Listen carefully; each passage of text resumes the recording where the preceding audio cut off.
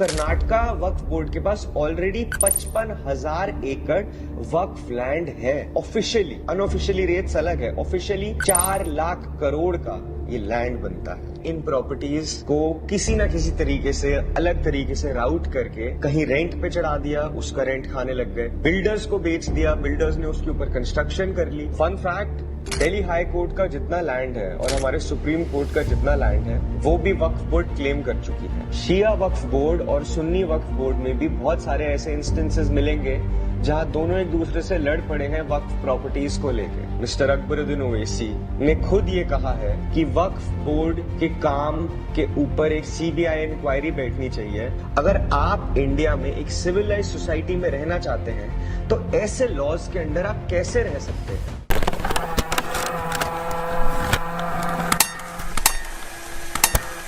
नमस्कार दोस्तों, मेरा नाम है अखिल कोठारी और मेरे चैनल में आप सबका बहुत बहुत स्वागत है। इस चैनल पे पिछले कुछ वीडियोस में हमने ऐसी छोटी छोटी वीडियोस बनानी शुरू करी है जिसमें हम अलग अलग टॉपिक्स के बारे में आप लोग को एक्सप्लेन करते हैं या सोशल कमेंट्री करते हैं। मैंने सोचा कि हम बियॉन्ड पॉडकास्टिंग जाके जो मेरे कुछ व्यूज हैं कुछ टॉपिक्स पे, उसको मैं 1-on-1 आके अपने ऑडियंस के साथ और मेरे चैनल के सब्सक्राइबर्स के साथ डिस्कस करूं। और ऐसा ही एक टॉपिक है जिसकी आवाज मीडिया में बहुत ज्यादा गूंजती रहती है, जो कि है वक्फ।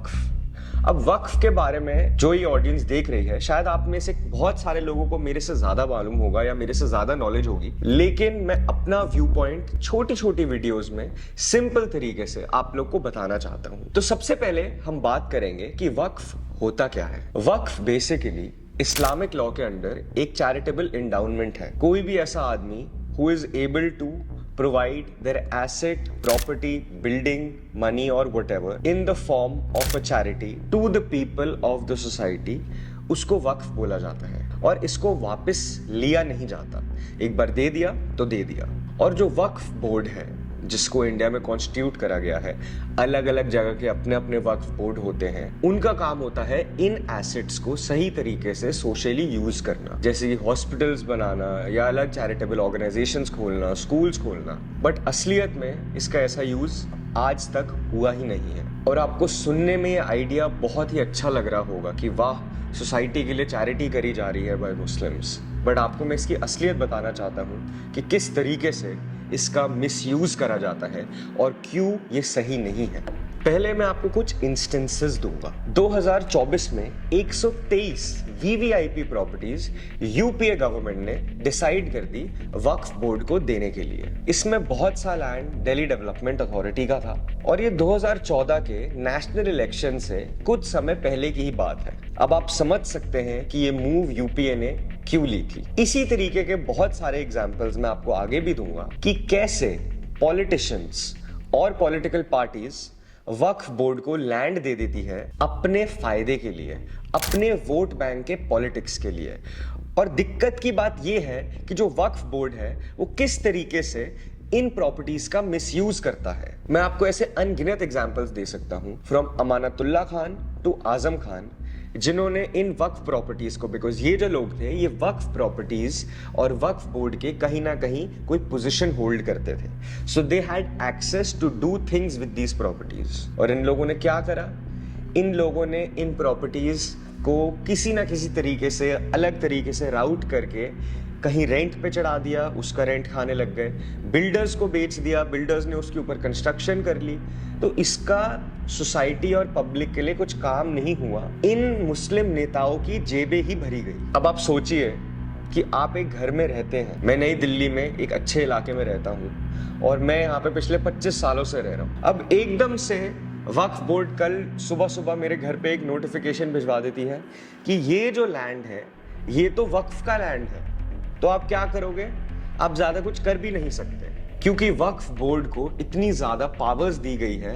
अगर वो ये क्लेम कर दे कि आज से 1000 साल पहले ये जो प्रॉपर्टीज है ये किसी ना किसी मुस्लिम ने एज अ वक्फ डोनेट करी थी, तो 1000 साल बाद भी या 500 साल बाद भी या 200 साल बाद भी आपकी प्रॉपर्टी पे ये लोग क्लेम कर सकते हैं। और ये मत सोचिएगा कि अरे ऐसा होता नहीं है, ऐसा हुआ है। और मैं आपको इसके एग्जाम्पल और देता हूँ।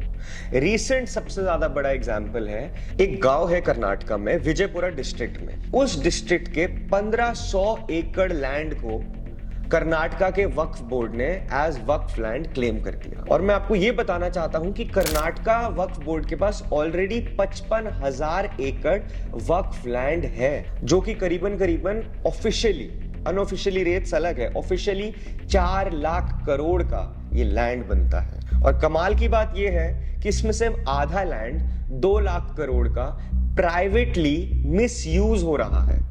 अब ये कैसे मिसयूज हो रहा है? गुंडों ने आके तो ले नहीं लिया, ये वक्फ बोर्ड करवाती है क्योंकि उनका पैसा बनता है। Fun fact, Delhi high court का जितना लैंड है और हमारे सुप्रीम कोर्ट का जितना लैंड है वो भी वक्फ बोर्ड क्लेम कर चुकी है।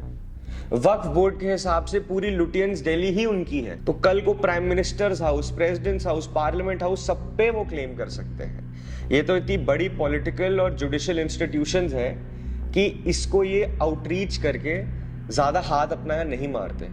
बट एक ऐसा इंसान जो एक अच्छी जगह पे रह रहा है लेकिन वो ज्यादा कोई पावर होल्ड नहीं करता, तो वो वक्फ बोर्ड के साथ बहुत लंबे लीगल बैटल में पड़ सकता है। और वक्फ बोर्ड कैसे मिसयूज करता है, एक और आपको एग्जांपल देता हूं। तमिलनाडु के वक्फ बोर्ड ने एक पूरे के पूरे हिंदू मेजॉरिटी विलेज के 369 एकड़्स, जहां पे मेजरली टेम्पल स्थित थे, उस पूरे को क्लेम कर दिया। अब आप इसके पीछे इंटेंशन देखिए कि एक तो लैंड उनका हो जाए, दूसरा जो मुस्लिम डोमिनेटेड एरियाज है जहां पे इतने सारे टेम्पल्स हैं, उस जगह की पूरी डेमोग्राफी ही वो चेंज कर दे। और इस तमिलनाडु के विलेज में जो टेम्पल है, तिरुचंदराई टेम्पल, वो 1500 साल पुराना टेम्पल है और उसको वक्फ वाले क्लेम कर रहे हैं। और ये सब क्लेम करने के लिए एक एक्ट है जो इनको पावर्स देता है, जहां पे जो वक्फ बोर्ड है वो किसी भी प्रॉपर्टी को Waqf property under section 40 of the 1995 act claim कर सकता है। And such a decision is final unless revoked or modified by the tribunal constituted under the same act. और कमाल की बात यह है कि वक्फ वालों में अपने ही अंदर भी लड़ाइयां चलती हैं। शिया वक्फ बोर्ड और सुन्नी वक्फ बोर्ड में भी बहुत सारे ऐसे इंस्टेंसेस मिलेंगे जहां दोनों एक दूसरे से लड़ पड़े हैं वक्फ प्रॉपर्टीज को लेके। मुस्लिम के toll leader mister Akbaruddin Owaisi ने खुद ये कहा है कि वक्फ बोर्ड के काम के ऊपर एक सीबीआई इंक्वायरी बैठनी चाहिए, बिकॉज इनके काम में इतनी इरेगुलरिटीज हैं। अगर भारत में सबसे ज्यादा किसने लैंड स्कैम्स करे हैं तो वो कोई बड़ा बिल्डर नहीं है, वो वैसे वक्फ बोर्ड है। और आप लोग जरा सोचिए, क्या आप जनता इतनी गलेबल है कि जो ये नारे लगाते हैं, जो ये हेट फैलाते हैं, जो ये अपनी बात बनवाने के लिए बड़ी बड़ी सभाएं रखते हैं, सड़क पे उतर आते हैं, स्टेडियम्स फिल करवा देते हैं। अभी रिसेंटली दिल्ली के एक इंदिरा गांधी स्टेडियम को पूरा भर दिया इन्होंने, क्योंकि बात हो रही थी कि वक्फ का जो एक्ट है वो पूरा का पूरा चेंज होगा। और जो लोग हैं वो इनकी बात समझ भी जाते हैं। जो हमारे फेलो मुस्लिम्स हैं, उन्हीं को ही ये चीज समझनी चाहिए, उन्हीं को ही इस चीज के ऊपर क्वेश्चन उठाना चाहिए। अगर आप इंडिया में एक सिविलाइज सोसाइटी में रहना चाहते हैं तो ऐसे लॉज के अंडर आप कैसे रह सकते हैं? क्या ये सेक्युलरिटी है? क्या ये कोई भी सेक्युलर लॉ है? कल कोई भी उठ के एरा गैरा आके बोल दे कि जी ये आपका घर नहीं है, आप यहां से निकल जाइए, ये किसी ने 1000 साल पहले वक्फ को दिया था, तो आपका कोई क्लेम ही नहीं है इसके ऊपर। और आप पूरी जिंदगी अपने प्रॉपर्टी के लिए लड़ते रहिए, जो आपने इतनी मेहनत से, आपके फादर ने, आपके ग्रैंडफादर ने, आपके ग्रेट ग्रैंडफादर ने, आपने खुद इतनी मेहनत से कोई प्रॉपर्टी बनाई हो और कोई चुटकी में कह दे ये तो जी इस पे हमारा क्लेम है, और लोग मान भी जाते हैं। लोग बीजेपी को एंटी, इस चीज पे बीजेपी को एंटी मुस्लिम बोल देते हैं। ये एंटी मुस्लिम नहीं है, ये एंटी सोसाइटी है जो आप लोग इसके ऊपर प्रोटेस्ट कर रहे हैं। ये एंटी सेक्युलर है जो आप लोग इसके ऊपर प्रोटेस्ट कर रहे हैं। वक्फ हटना चाहिए, वक्फ अमेंड होना चाहिए। That is the only way in a just and a civilised society. मैंने रिसेंटली अपने एक पॉडकास्ट में एक बात बोली थी जो कि शायद मुझे लगा मेरे को बहुत ज्यादा बैकलैश देगा, बट उसमें मुझे काफी सपोर्ट मिला कि इंडिया में जो हमारा सनातन धर्म है उसमें कास्ट सिस्टम को बिल्कुल अलग तरीके से बताया गया है, और जो ब्रिटिशर्स आए उन्होंने इसको बहुत ही अलग तरीके से इंटरप्रेट करके मिसयूज करा गया है। कोई भी जो एक दलित है वो ब्राह्मण बन सकता है, कोई क्षत्रिय दलित बन सकता है, कोई वैश्य ब्राह्मण बन सकता है। It is what role you are playing in the society, ऐसा हमारे टेक्स्ट्स में भी लिखा हुआ है। तो मैंने उसमें एक बात बोली कि जो ब्राह्मण समाज है वो अगर इस बात को बहुत बढ़ा चढ़ा के फैलाए और बताए तो लोगों को ये बात और ज्यादा अच्छी तरीके से समझ आएगी।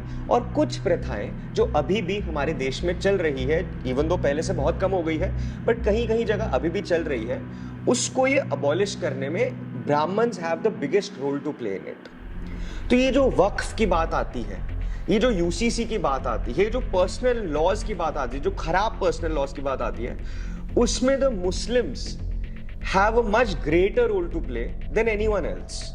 अगर आपको लगता है कि कोई चीज आपके धर्म में गलत है और अगर आप ही उसको सपोर्ट कर रहे हो और उसके अगेंस्ट नहीं बोल रहे हो, इसका मतलब you are a part of the problem. और अगर ऐसा होगा तो आगे जाके जो पीस की बात करते हैं, जो लड़ाई की बात करते हैं, वो कहीं खत्म नहीं होने वाली, वो बढ़ने ही वाली है। बिकॉज जो एक कॉमन सिटीजन है वो जग चुका है, उसको समझ आ चुका है कि जो दूसरी साइड है और जो दूसरी साइड की पॉलिटिक्स है जो 70-75 साल से हो रही है, वो किस तरीके से हो रही है। अगर ये वक्फ बोर्ड ढंग से काम कर रहे होते तो आज भी क्या मुस्लिम इतने गरीब होते? नहीं होते। Third highest land owner India में वक्फ है और उसके बाद भी मुस्लिम्स के पास खाने के पैसे नहीं है। सबसे लो लेवल की जॉब्स जो है वो मुस्लिम्स करते हैं। तो आप ही बताइए, क्या वक्फ सही कर रहा है या गलत? तो प्लीज जनता, आप ये सब समझ जाइए कि ये वक्फ एक्ट अमेंड होना जरूरी है, इसकी जगह नया एक्ट आना जरूरी है। और अगर आप करंट वक्फ सिस्टम को सपोर्ट कर रहे हैं, then you are a part of the problem. Thank you. जय हिंद।